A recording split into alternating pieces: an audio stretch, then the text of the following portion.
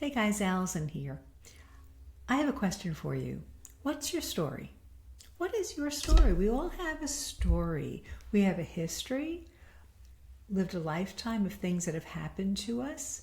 But we also have a narrative in our head and how we see that, right? And that's our story. And sometimes it's the story we tell ourselves. You know, if I were to ask you, hey, tell me about yourself, you have a story.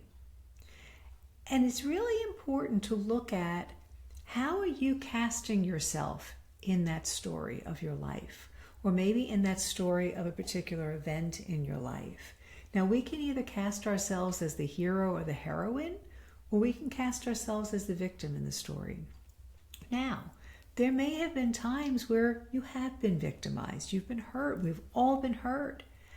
And yet, if we keep ourselves in that role in the story, we perpetuate that. So if I see myself as a victim, everybody takes advantage of me.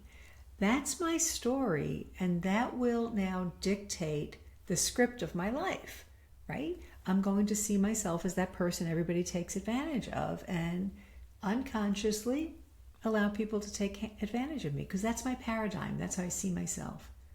Or I can look back on a story or an event in my life and reframe it.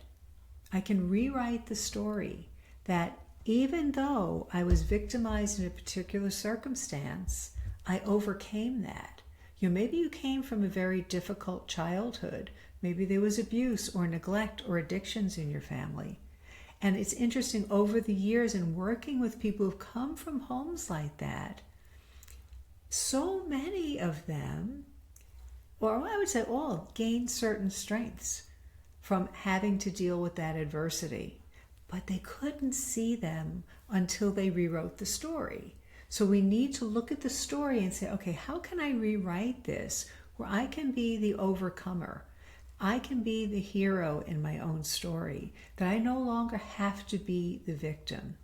So part of it is looking at our self-talk, all right? In the past, things happened that really hurt me, but through that, I gained this strength, or I became this person, or I saw God move in my life by bringing new people into my life, or people who came and rescued me, or whatever it was. See, if we're locked into a negative storyline, we're not free. But you can free yourself by reviewing your past, literally looking at it from a different viewpoint. Now, that's part of what we do in therapy, right? We want to look at something, understand it, process all of those emotions, but we need to rewrite that story. So I'd like you to think about that because, again, we want to be free, right? God wants to free you. And God can enter into your story. You can invite him into the story to set you free of negative memories, to set you free of negative self-images, right? To set you free of the way that you've been looking at something. Because even in the worst circumstances, God brings good. All right, we look at the cross, right? We look at the crucifixion. Worst thing that ever happened, God brought it great good to be the best thing that ever happened, in that we were redeemed, we were set free from sin and death. So that's the story of our own lives, to review it, to see it from a godly perspective, and to rewrite it so that we can be the overcomer. We don't have to stay the victim in our story. We don't have to stay the underdog in our story. Now, if you keep, kind of being pulled back to that, there's a reason. All right, maybe there's something that's making you feel more secure rather than taking risks. I'd rather stay the underdog.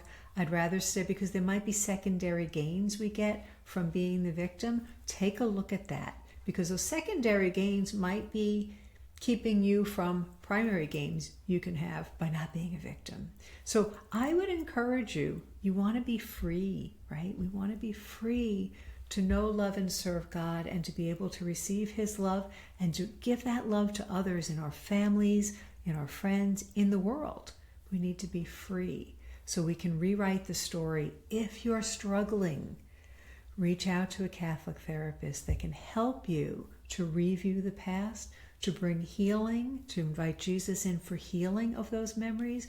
Sometimes we have traumatic memories that literally get locked in our brains, and there are techniques, in trauma therapy that can set you free. Please, please don't spend any more time locked up in fear and locked up in these negative self-images.